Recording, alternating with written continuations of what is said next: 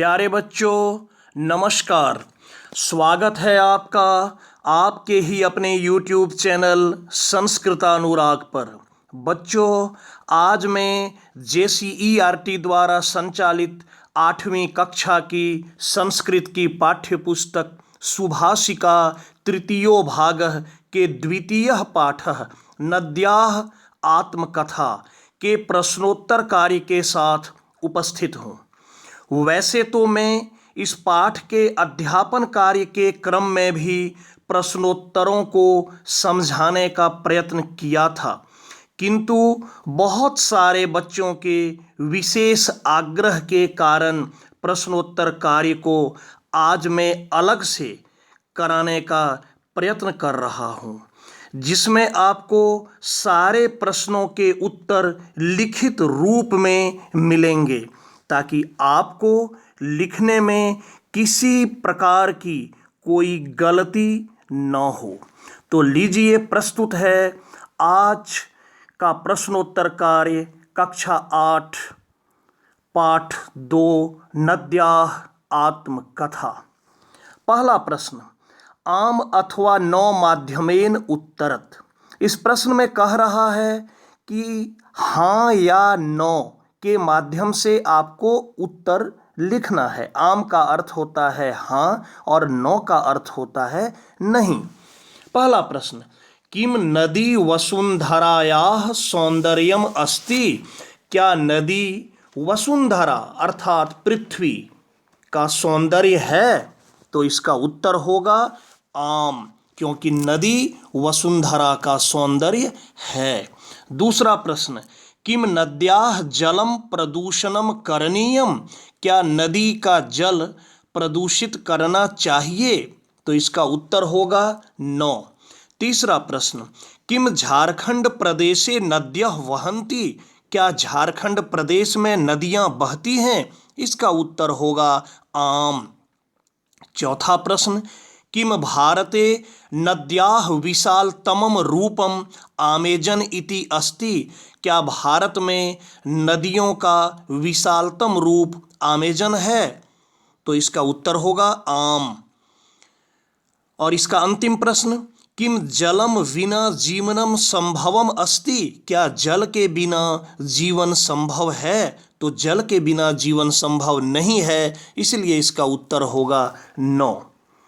अगला प्रश्न यहाँ कहा जा रहा है, अधोलिखित प्रश्नानाम उत्तराणि एक पदेन लिखत। नीचे लिखे गए प्रश्नों के उत्तर एक पद में लिखें, अर्थात वन वर्ड आंसर। एक पद में आपको दिए गए प्रश्नों के उत्तर को लिखना है। पहला प्रश्न, नदी कुत्र प्रविशति। नदी कहाँ प्रवेश करती है? तो नदी अंत में समुद्र में प्रवेश करती है, इसलिए होगा सागरे।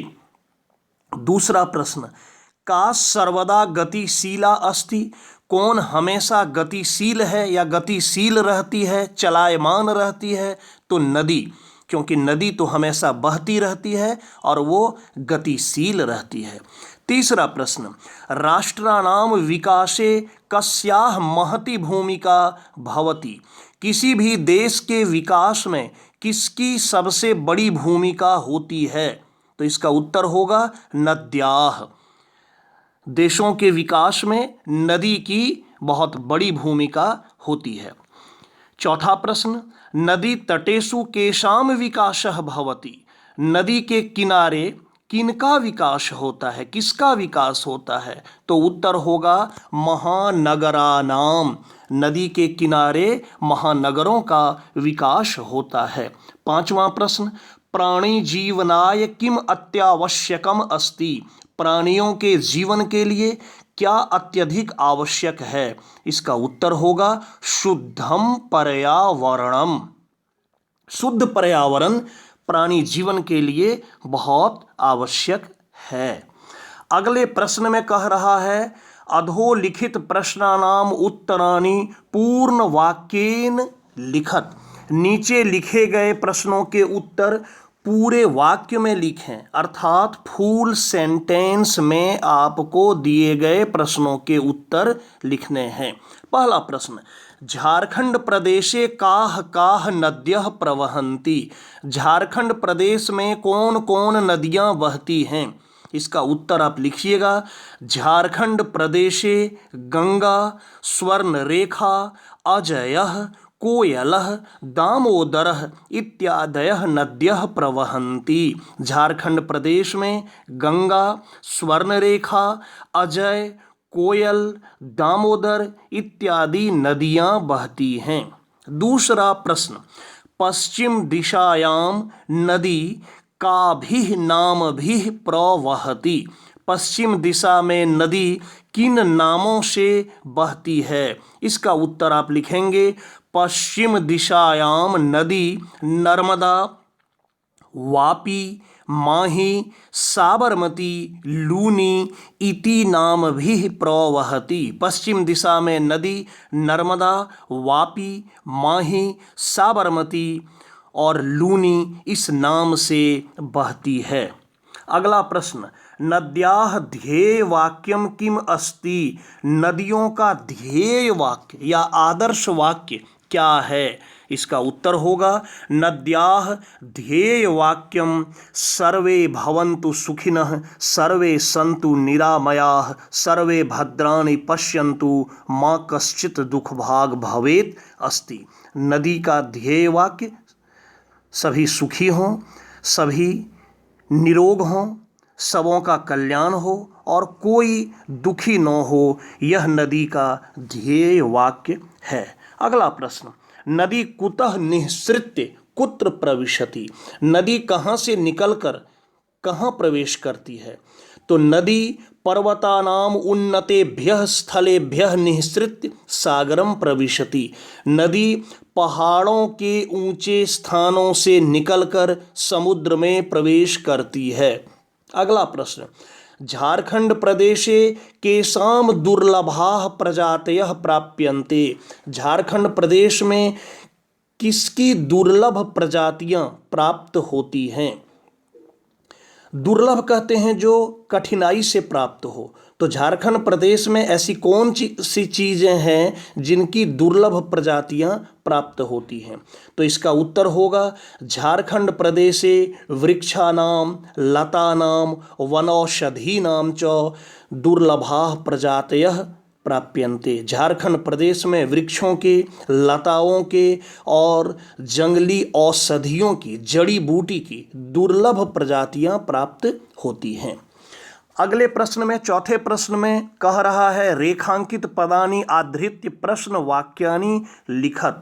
रेखांकित पद को आधार मानकर प्रश्न वाक्य लिखना है, जिसे आप दूसरे शब्दों में कहते हैं प्रश्न निर्माण करना।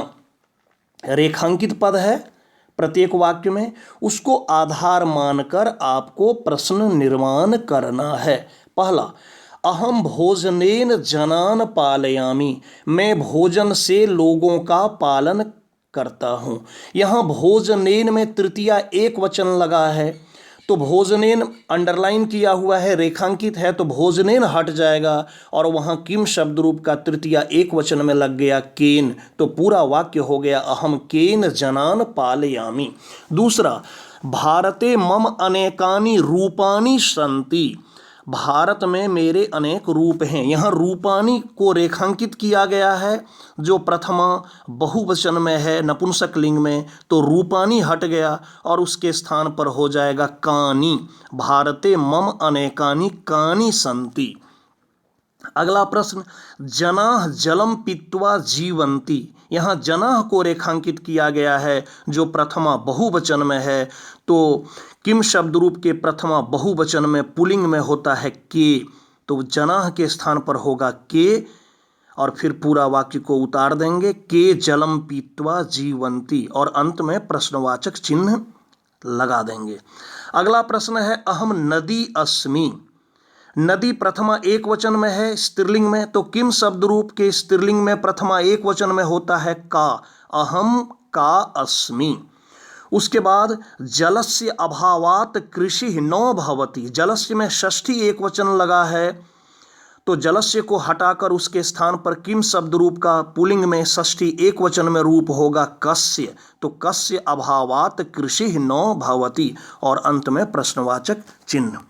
अगले प्रश्न में कह रहा है उदाहरणम दृष्ट्वा पद परिचयम लिखत। उदाहरण को देखकर पद परिचय लिखिए।